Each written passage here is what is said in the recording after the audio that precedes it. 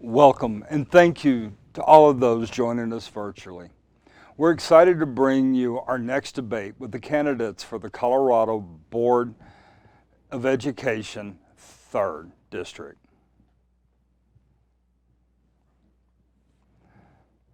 Third Educational District. I'm Michael Murphy. We'd like to welcome board member Joyce Rankin and her challenger Mayling Simpson.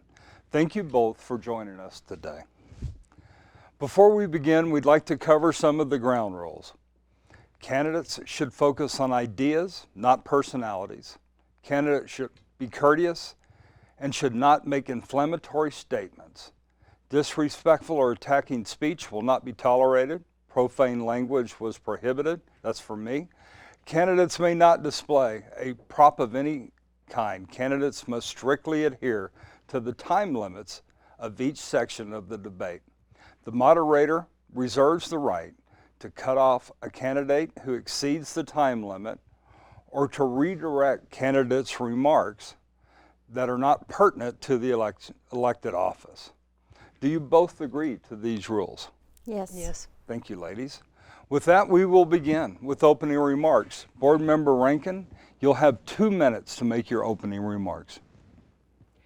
Thank you, Mike, and thanks to Club 20 and Christian Reese for putting this event on, and the flexibility for allowing it to be online so that others can hear. When I was 10 years old, I told my parents I wanted to be a 5th grade teacher. My life was easy after that. I never deviated from that goal. I went on to college and became a 5th grade teacher. I also got a master's degree in education and language arts as a minor. But enough about me. This is about the students of the 3rd Congressional District. I believe that reading is the most fundamental responsibility of schools today, and I have been pushing that. I also know with COVID, we have to do a lot of things online.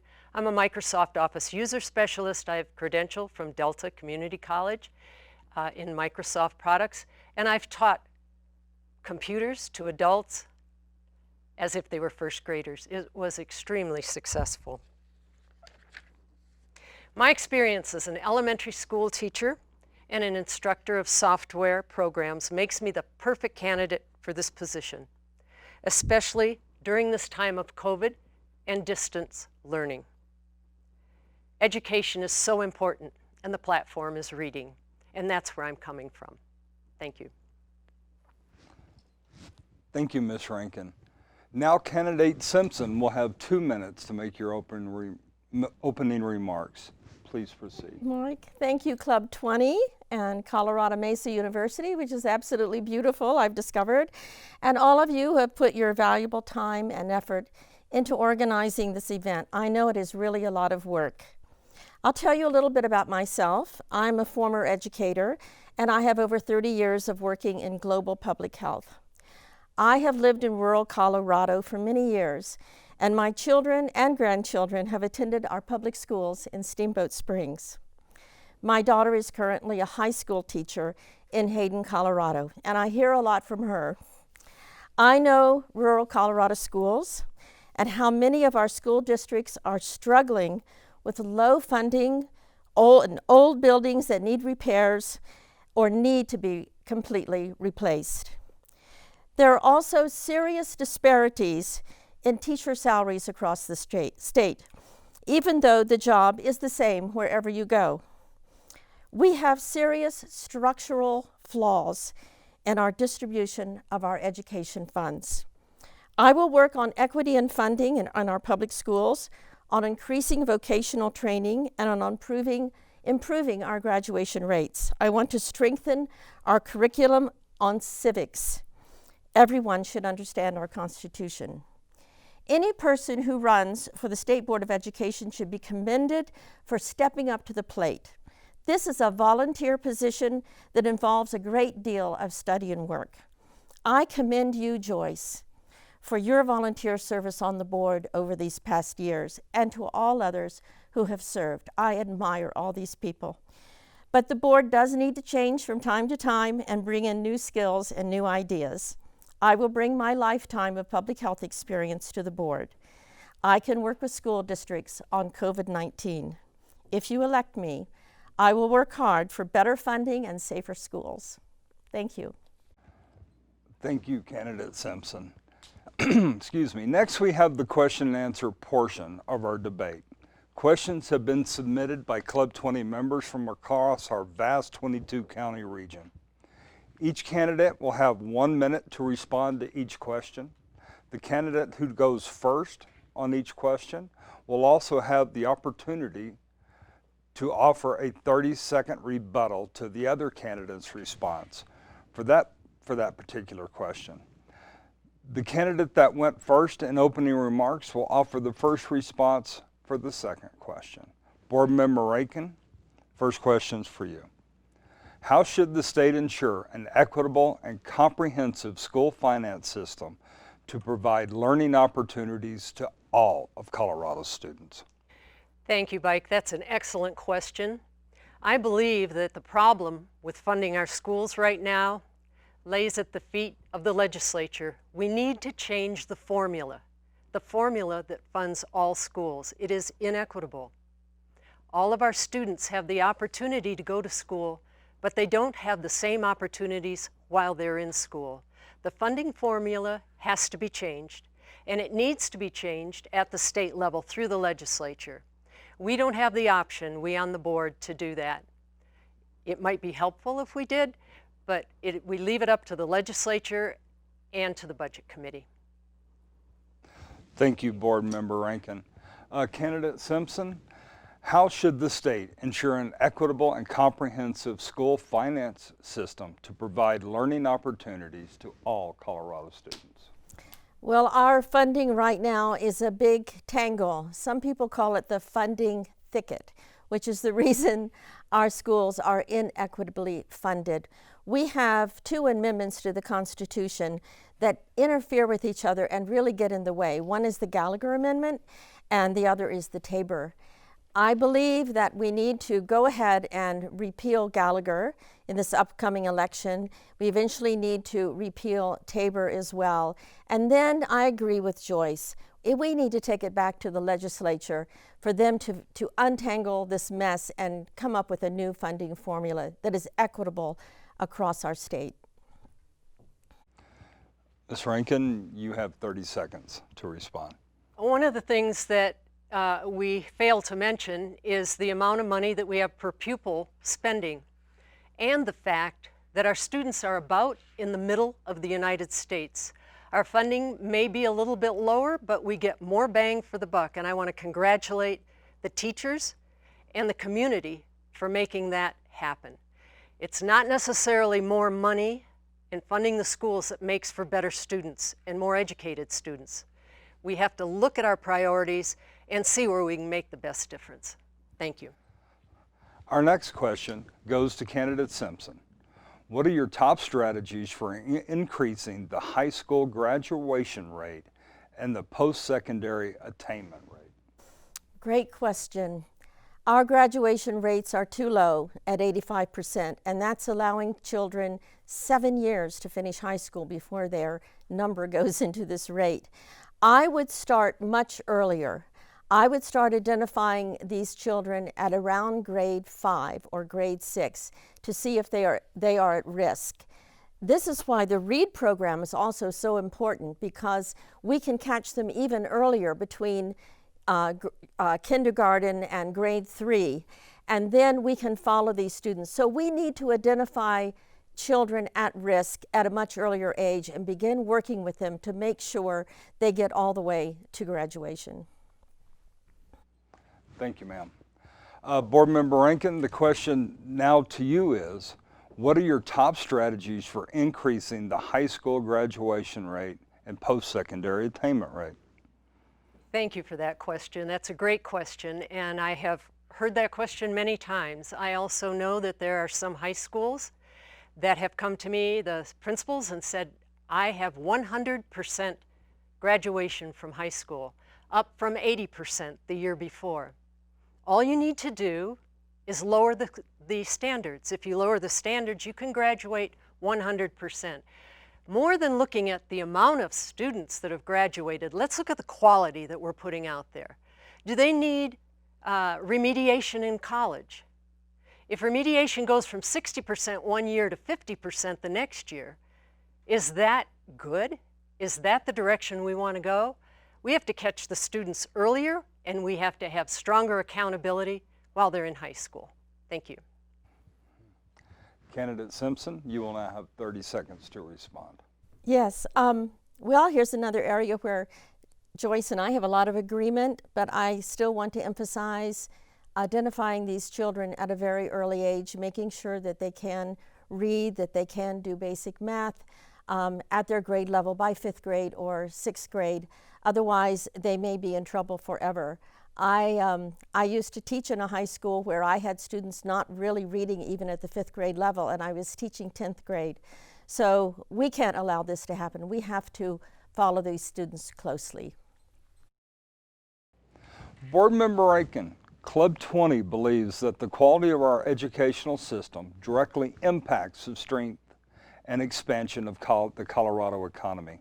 How would you address Colorado's skills gap so more employers expand operations, and make investments in our state? Thank you for that question. This is what we do in K-12 education. We prepare students for college, and then they get out and get jobs, or technical schools where they can get out of high school and even have certification because of concurrent enrollment to get jobs right out of high school. We need to do a better job of educating to allow our students more choices in the jobs that they select. And we are beginning to do a lot more of this in technical education within the high schools, and also allowing our students to do some internships in local businesses. It's a great way for students to get experience, but they cannot get experience at the loss of basics. They still need to have strong basics because in life they may have several careers, not just one.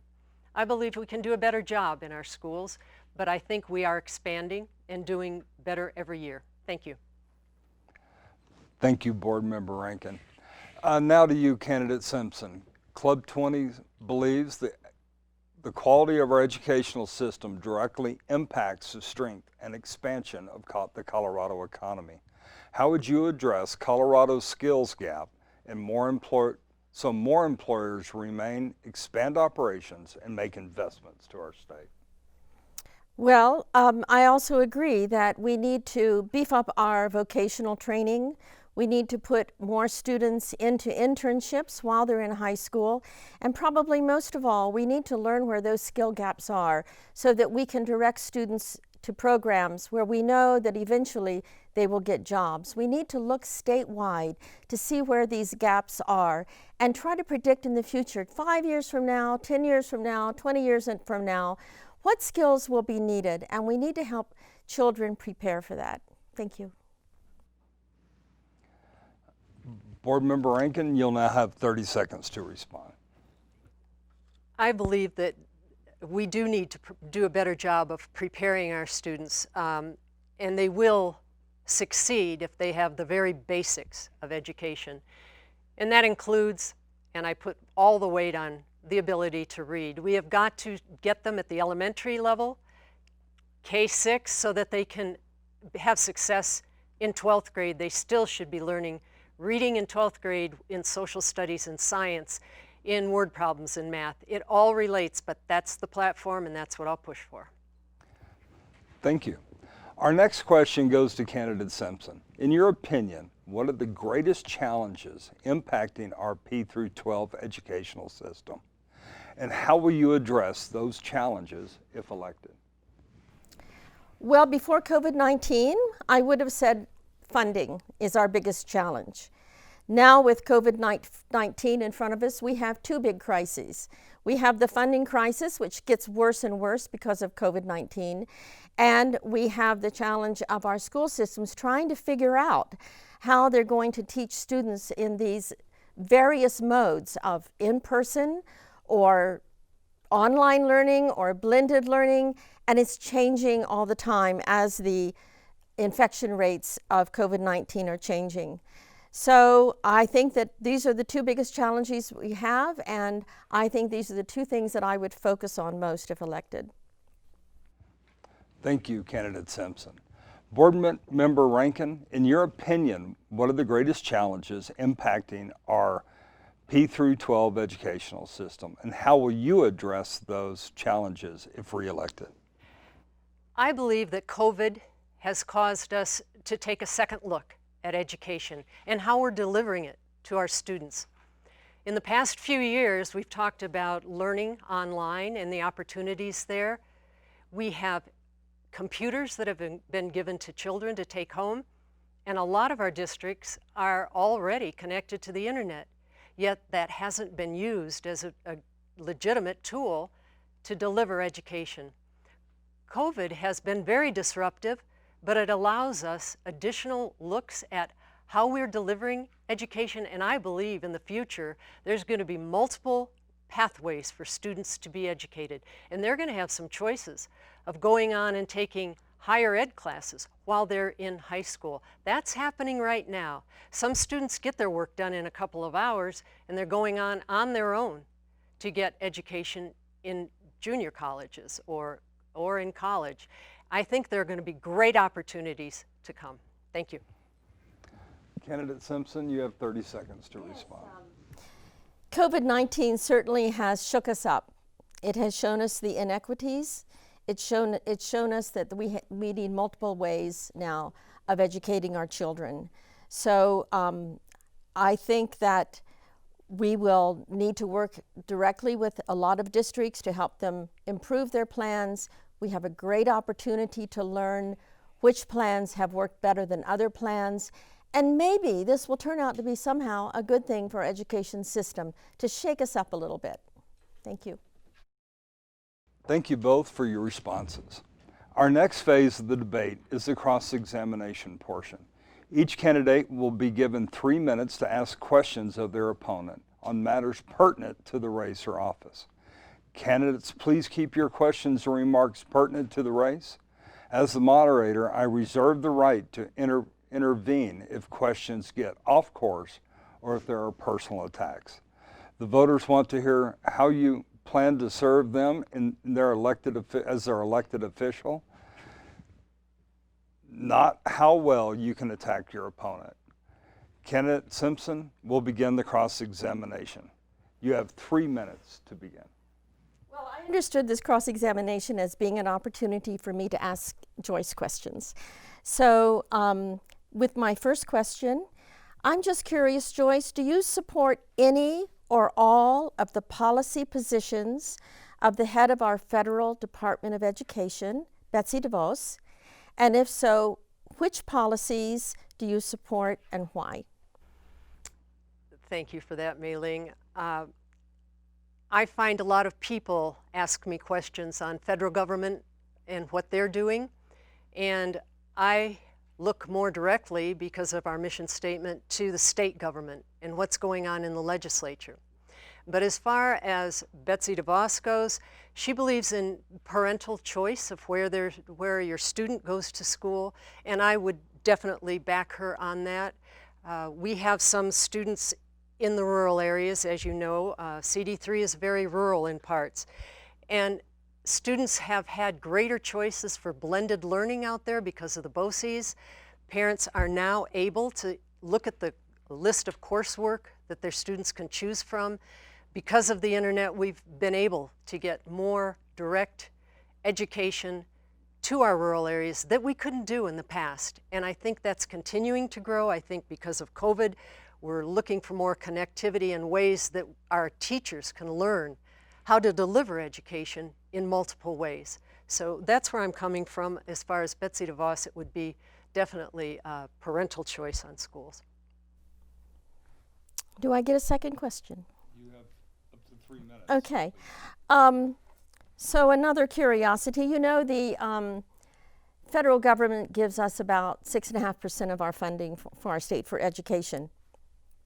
So I don't know how big a deal this Department of Education is at the federal level, but the Republican candidate for representing CD3 in Congress, Lauren Boebert, has said, if she's elected, that she will seek to eliminate the Federal Department of Education.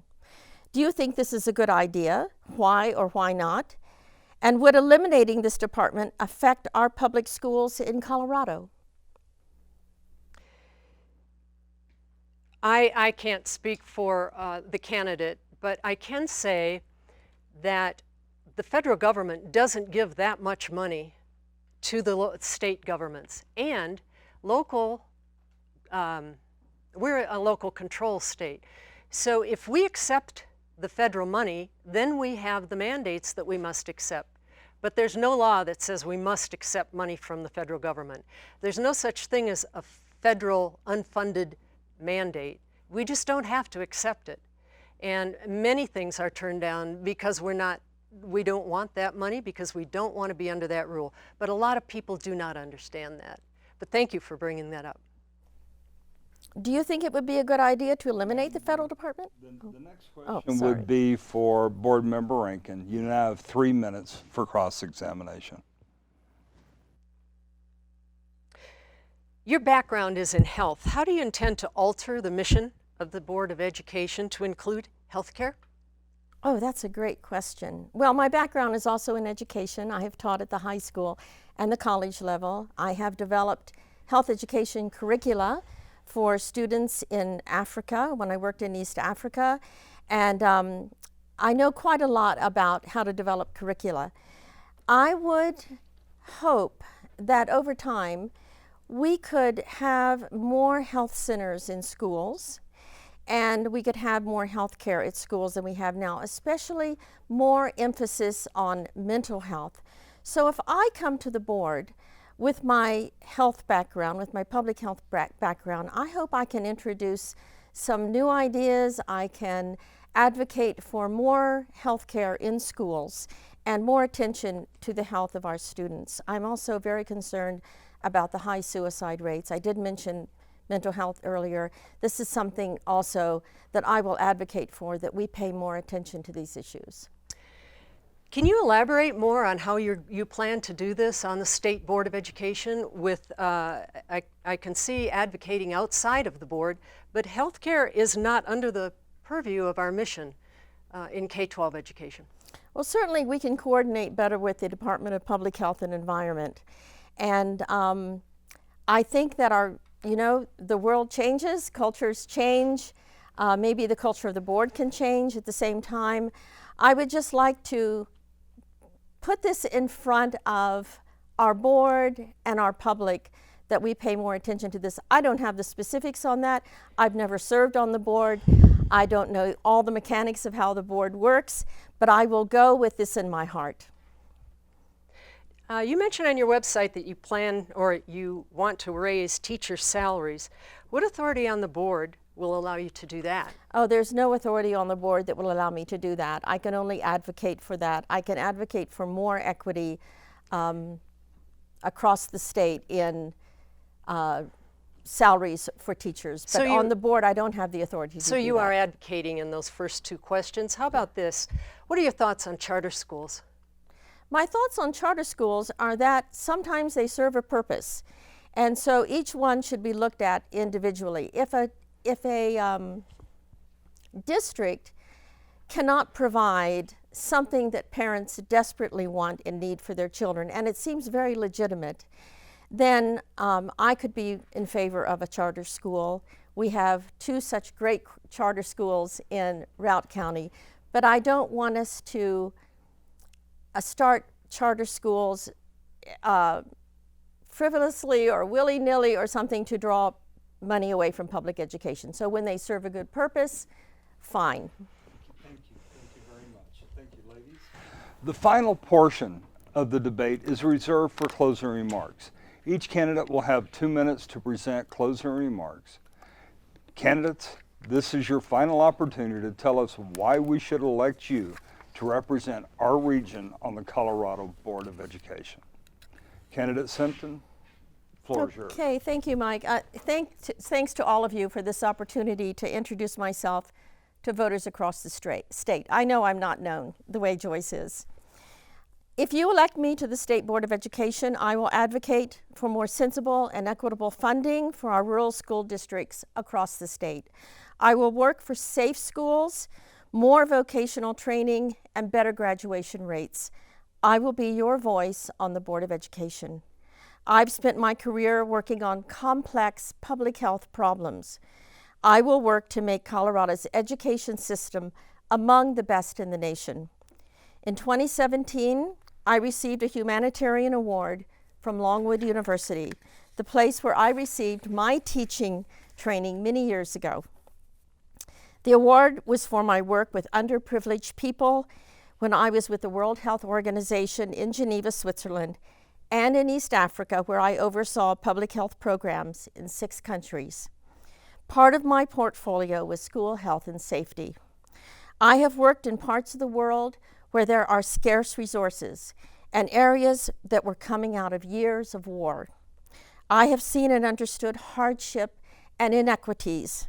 We also face inequities in funding our Colorado public school system.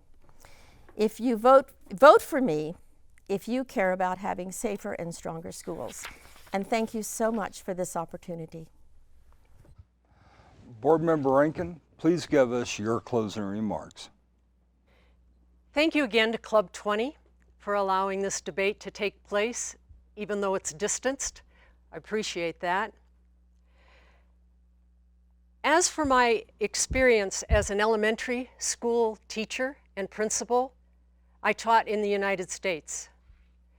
My background, my experience is here in the United States and the last 5 years right here in Colorado. I've represented the 3rd Congressional District on the State Board of Education.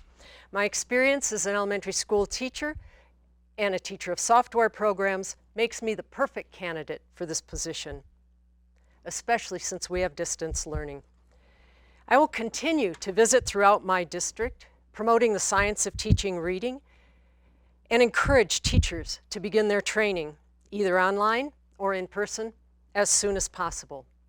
Senate Bill 199, the READ Act, Reading to Ensure Academic Development, is the way we must go in the future. Our mission on the State Board is that all children in Colorado will become educated and productive citizens. They cannot do this if they cannot read. The most fundamental responsibility of schools is teaching students to read. They can be successful in life if they can read. The opposite is also true. I have and would like to continue my work in this leadership position. It's an honor, it's been an honor, it will continue to be an honor to serve the 3rd Congressional District. Thank you.